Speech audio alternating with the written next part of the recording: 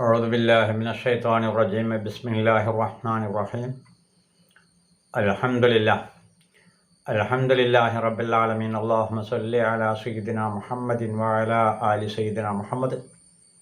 ശ്രോതാക്കളെ, നമ്മളിടയിൽ ചില ആളുകളെ കാണാം, ഈ ബൽആൻ്റെയും അതുപോലെ തന്നെ ഇബ്നു തീമിയയുടെയും അതുപോലെ തന്നെ ഇബ്നു സക്ക, കെ എം മൗലവി, ഉമ്മർ മൗലവി, അബുല്ലാല മൗദൂദി, ഇങ്ങനെ തുടങ്ങിയിട്ട് കുറേ ആളുകളുടെ തരീഖത്ത് സ്വീകരിച്ച ആളുകൾ. അത് നമ്മളിപ്പോൾ അതിനെ പറ്റിയിട്ട് ചർച്ച ചെയ്തിട്ട് കാര്യമില്ല. കാരണം എന്താ വെച്ചാൽ അത് ലോകത്ത് നടക്കാനുള്ളതാണ്. അത് നടന്നുകൊണ്ടേ നിൽക്കും, ഓരോ കാലഘട്ടത്തിലും ഉണ്ടാവും. അതിൻ്റെ ചില അടയാളങ്ങൾ നമ്മൾ കണ്ടുകൊണ്ട് നിൽക്കും. ഈ അടയാളത്തിലേക്കൊന്ന് കണ്ണോടിക്കുക എന്നത് മാത്രമാണ് എൻ്റെ ലക്ഷ്യം. പേര് തൽക്കാലം പറയൂല. ആശയം കേട്ടാൽ തിരിയേണ്ടവർക്കൊക്കെ തിരിയും, എല്ലാവർക്കും തിരിയാനും പാടില്ല. കാരണം സിഗർ കൊണ്ട് സംഭവിക്കാൻ പറ്റുന്ന ചില സംഭവങ്ങളാണത്. സിഗർ കൊണ്ടാണ് ആദരവായ നബി സല്ലല്ലാഹു അലൈഹി വസല്ലം തങ്ങൾ 3 ദിവസം സിഗർ കാരണമായി ഒരു പ്രവർത്തനവുമില്ലാതെ നിന്നിട്ട് നമുക്ക് കാണിച്ചു തന്നു. അത് സിഗറായിരുന്നു. അത് ബാത്തിലാക്കേണ്ട രൂപവും അന്ന് തന്നെ പഠിപ്പിച്ചു. അവിടത്തേക്ക് സിഗർ ബാധിക്കില്ല. പക്ഷേ പിൽക്കാലത്ത് വരുന്ന പണ്ഡിതന്മാർക്ക് എന്തെല്ലാം സംഭവിക്കാനുണ്ട് എന്നതിലേക്ക് ശരിക്ക് ക്ലാസ് തന്നതാണ് ആ സമയത്ത്. അല്ലാണ്ട് ബാത്തിലാക്കാൻ വലിയ പ്രശ്നമൊന്നുള്ള കാര്യമൊന്നും അല്ലാതെ. ഏതോ ആവട്ടെ, ഇങ്ങനെ തുടങ്ങിയിട്ട് നമ്മൾ മുൻകഴിഞ്ഞു പോയ ആളുകളെ, പണ്ഡിതന്മാരുടെ കഥ പറയേണ്ടതില്ല. നമ്മുടെ കാലഘട്ടത്തിൽ ജീവിച്ചു പോയ EK ഉസ്താദിന്, ശംസുൽ ഉലമക്ക് സിഗർ ബാധിച്ചിരുന്നു.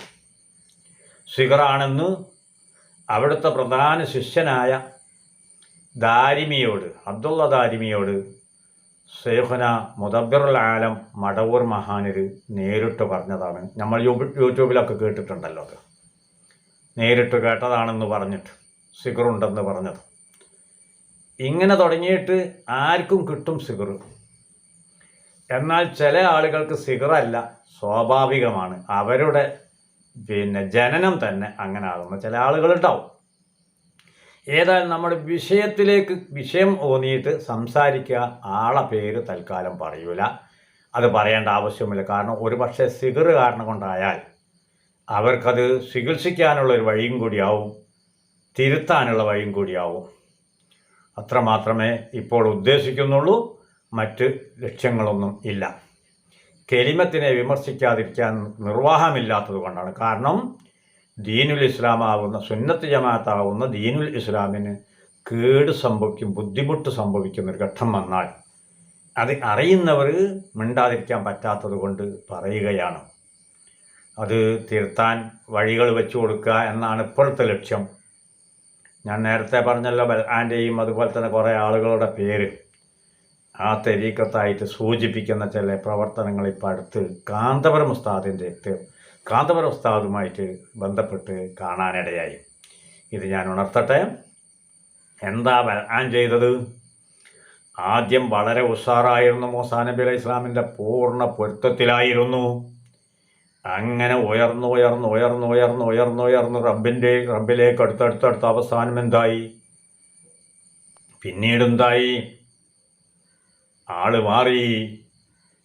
കഴിഞ്ഞ കാല എൻ്റെ പ്രസംഗമൊന്നും നിങ്ങൾ ശ്രദ്ധിക്കരുത്, അതെനിക്ക് അബദ്ധം പറ്റിയതാണ് എന്ന് പറഞ്ഞ് മൂസാ നബി അലൈഹി ഇസ്ലാമിനെതിരിൽ അങ്ങ് തിരിഞ്ഞു. മൂസാ നബി അലൈഹി ഇസ്ലാമിന് കൂടുതൽ എതിരെ തിരിയേണ്ടി വന്നില്ല. അപ്പോഴത്തേക്ക് തന്നെ അല്ലാഹു തആല പുറത്താക്കി. നായക്ക് സമമാണെന്നാണ് അല്ലാഹ് പറഞ്ഞത്. ഖുർആനല്ലേ നമ്മോട് പറഞ്ഞു തരുന്ന ഈ കഥ. നായക്ക് സമമാണെന്തേ? നായൻ്റെ ജീവിതമെന്ന് പരിശോധിച്ചാൽ കാണും. യജമാനനെ അങ്ങേയറ്റം ബഹുമാനിക്കുന്നു, സ്നേഹിക്കുന്നു. യജമാനന് വേണ്ടി ജീവൻ കളയാൻ വരെ തയ്യാറാകുന്ന നായ. ഒരു കള്ളൻ വന്ന് 2 ബിസ്ക്കറ്റ് ഇട്ട് കൊടുത്താൽ അവനെയും യജമാനനായി കാണുന്നു. തന്നെയുമല്ല, നല്ലത് വയറ് നിറച്ച് തിന്നുന്ന നായക്ക് നജസ് കിട്ടിയാൽ അതും അവൻ തിന്നുന്നു. ഇത്രയേ ഉള്ളൂ, പറയേണ്ടതുള്ളൂ. നമ്മൾ കൂടുതൽ ആ വിഷയത്തിലേക്ക് നായനെപ്പറ്റി വിശദീകരിക്കേണ്ട ആവശ്യമില്ല. യജമാനനെ പറ്റിക്കുന്ന ഒരവസ്ഥ, പറ്റിക്കാൻ ശ്രമിക്കുന്ന ഒരവസ്ഥ. എന്നതുപോലെ തന്നെ ആ ബൽആന് സംഭവിച്ചതിൽ അവസാനം അവൻ പഴച്ചു എന്ന് മാത്രമല്ല, ആ കാലഘട്ടത്തിൻ്റെ പണ്ഡിതനാകുന്ന മൂസാ നബി അലൈഹി ഇസ്ലാമിനെതിരിൽ ദുആ ചെയ്തു. എതിരിൽ പ്രവർത്തിച്ച കാരണം കൊണ്ട് നായക്ക് സമമായെങ്കിൽ ഇബ്നു സക്കാ ആദ്യം വളരെ ഉഷാറായിരുന്നു, സുന്നത്ത് ജമാഅത്തിന് വേണ്ടിയിട്ട് പ്രവർത്തിക്കുന്ന ഒരു മനുഷ്യനായിരുന്നു.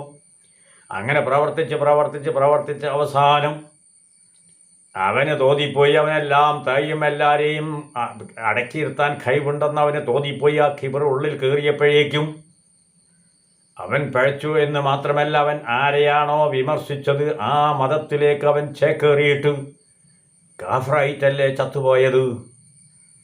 അതുപോലെ തന്നെ മറ്റുള്ള എല്ലാവരുടെയും സ്ഥിതി അത് തന്നെയാണ്. KM മൗലവി സുന്നത്ത് ജമാഅത്തിൻ്റെ സജീവ പ്രവർത്തകനായിരുന്നു. അങ്ങനെ എന്ത് ചെയ്ത്? ബ്രിട്ടീഷുകാർ വന്നപ്പോൾ അവർ സ്വകാര്യത്തിൽ വന്ന് ലോകം പറഞ്ഞപ്പോൾ തിരൂര് ഭാഗത്തുള്ള ആയിരക്കണക്കിന് യുവാക്കളെ, ചുറുചുറുക്കുള്ള ഈ യുവാക്കളെ ബ്രിട്ടീഷ് പട്ടാളത്തിൻ്റെ മുന്നിലേക്ക് എറിഞ്ഞു കൊടുത്ത് ബ്രിട്ടീഷുകാർ കുപ്പായം ധരിപ്പിച്ചു, പെണ്ണുങ്ങളത് വസ്ത്രം ധരിപ്പിച്ച് കൊച്ചിയിലേക്ക് കൊണ്ടുപോയെങ്കിൽ പിന്നെ അവിടെ നിന്ന് പ്രവർത്തിച്ചിട്ട് സുന്നത്ത് ജമാഅത്തിൻ്റെ വിരുദ്ധമായ ബിദഈ ചിന്ത ജനങ്ങളിലേക്ക് കൊടുക്കൽ തുടങ്ങിയത് ബ്രിട്ടീഷിൻ്റെ തന്ത്രമായിരുന്നു. അതുപോലെ തന്നെയാണ് അബുൽ അഅ്ല മൗദൂദി ആദ്യം സുന്നത്ത് ജമാഅത്തിൻ്റെ ആളായിരുന്നു. പക്ഷേ ബ്രിട്ടീഷുകാർ വന്ന് ലോകം പറഞ്ഞപ്പോഴേക്കും അത് സ്വയം ഒരു പുതിയതുണ്ടാക്കി പഴയതൊക്കെ തള്ളി. KM മൗലവി പഴയതൊക്കെ തള്ളി പുതിയത് കൊണ്ടുവന്നു.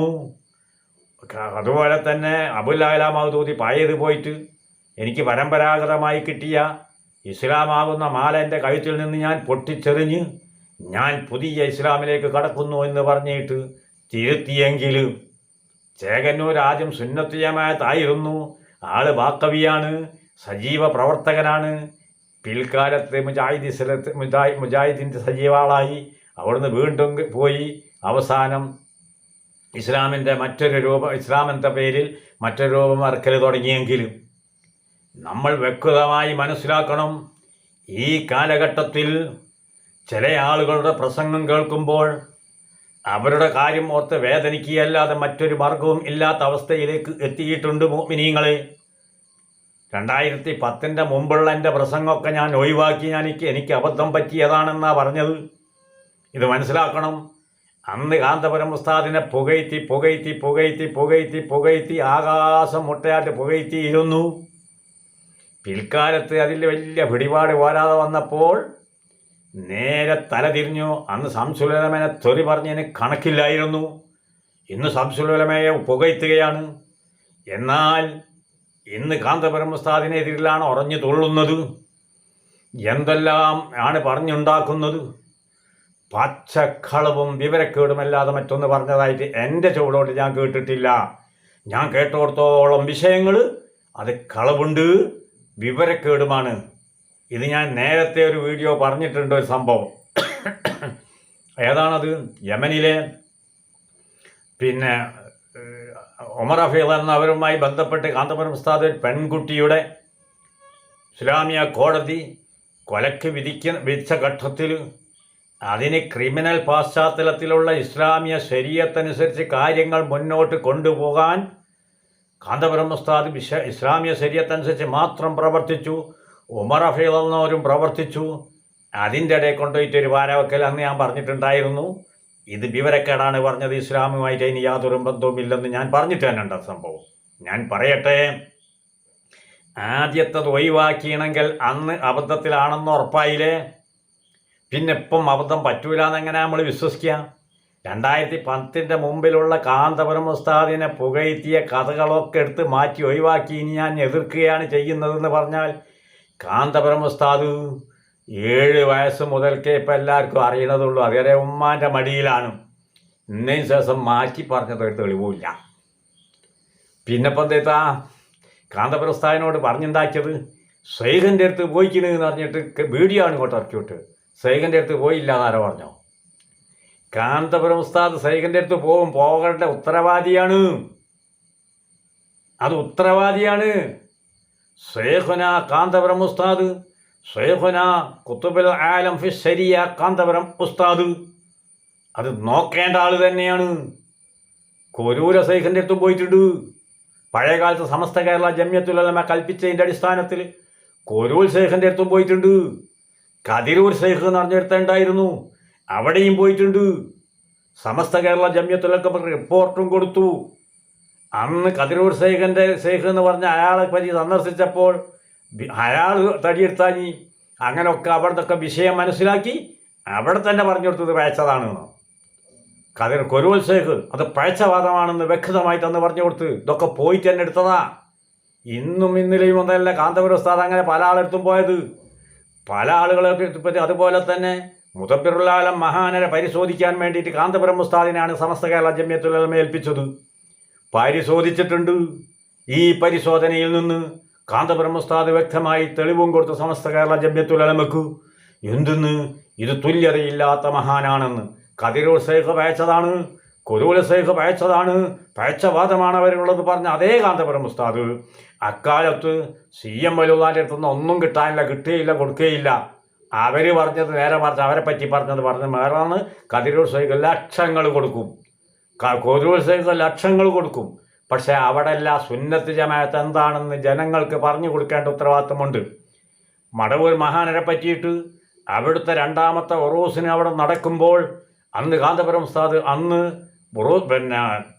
മക്കാം കമ്മിറ്റി കാന്തപുരം ഉസ്താദിനെയും വിളിക്കാറുണ്ടായിരുന്നു, പ്രസംഗിപ്പിക്കാറുണ്ടായിരുന്നു. അന്ന് അവിടെ വെച്ച് പറഞ്ഞിട്ടുണ്ട് കാന്തപുരം ഉസ്താദ്, ഞാൻ സദസ്സിൽ ഓൾറെഡി ഉള്ള ആളാണ് നേരം. കാന്തപുരം ഉസ്താദ് പറഞ്ഞു, ഇത്രയും വലിയൊരു മഹാനെ ഞങ്ങൾ കണ്ടിട്ടില്ല എന്നതുകൊണ്ട് ഇല്ലെന്ന് ഞമ്മൾക്ക് വാദമില്ല, ഞമ്മൾക്ക് വാദമില്ല, ഇത്രയും വലിയ മഹാനെ ഞങ്ങൾ കണ്ടിട്ടില്ല എന്ന് പറഞ്ഞു. അതുപോലെ തന്നെ അന്ന് തന്നെ പറഞ്ഞൊരു വിഷയമുണ്ട്, CM നിസ്കരിക്കുന്നില്ല എന്നൊരു പ്രചാരണം പല ആളുകളിലും ഉണ്ട്. അത് നിങ്ങൾ ഒന്നേ മനസ്സിലാക്കേണ്ടതുള്ളൂ, അത് പരിശോധിക്കേണ്ട ഉത്തരവാദിത്തം ഞങ്ങൾക്കുണ്ട്. ഞങ്ങളത് പരിശോധിച്ചിട്ടുണ്ട്, ഞാനാണ് പോയി പരിശോധിച്ചത്. അവർ നിസ്കരിക്കുന്നുണ്ട്, നിങ്ങൾ 24 മണിക്കൂറും കൺമിഴി വെട്ടാതെ അടുത്തുണ്ടായിരുന്നോ എന്നേ നിങ്ങൾ ചിന്തിക്കേണ്ടതുള്ളൂ, അഭിപ്രായം പറയാൻ പോകരുത്. എന്തേ കാരണം? വർഗീസ് സംഖ്യയുടെ സിംഹാസനം കൊണ്ട് കൊടുത്ത അത്ര സമയം വേണോ 4 റക്അത്തൊക്കെ ഇരിക്കാൻ? അങ്ങനെ തെളിവ് കിട്ടേണ്ട രൂപത്തിൽ അങ്ങ് കിട്ടുമ്പോൾ അത് പണ്ഡിതന്മാർക്ക് ഉത്തരവാദിത്തം. ചിലത് മിണ്ടാതിരിക്കും, മൗനം പാലിക്കും. ചിലതിനെപ്പറ്റി മൗനം പാലിക്കും. കാന്തപുരം ഉസ്താദ് മൗനം പാലിക്കും. അതിന് വ്യക്തമായൊരു തെളിവില്ലാത്തതിനെ മൗനം പാലിക്കും. അതുകൊണ്ട് ആ ശൈഖിൻ്റെ അടുത്ത് പോയി അസൈഖൊക്കെ ഉസ്സാറാണ് എന്നല്ല അതിൻ്റെ അർത്ഥം, ശൈഖ് മോശമാണ് എന്നല്ല അതിൻ്റെ അർത്ഥം. അതിൻ്റെ അർത്ഥം വേറൊന്നാണ്. പണ്ഡിതന്മാരുടെ ഉത്തരവാദിത്തം പണ്ഡിതന്മാർ നടപ്പാക്കണം. പിന്നെ ബൽആൻ്റെ ചരിത്രത്തിലുള്ള ആൾക്കാർ ആദ്യം ഉസ്സാറും പിന്നെ വയ്ക്കുക, അത്രയായിട്ട് മനസ്സിലാക്കിയാൽ മതി. 2010 മുമ്പുള്ള പ്രസംഗമൊന്നും എൻ്റെ അംഗീകരിക്കരുത്, തള്ളിയതാണ്, ഞാൻ അബദ്ധം ചാടിയതാണെന്ന്. അബദ്ധം ചാടിക്കുന്നവനെ പിന്നെ സ്വീകരിക്കേണ്ട ആവശ്യവുമില്ല.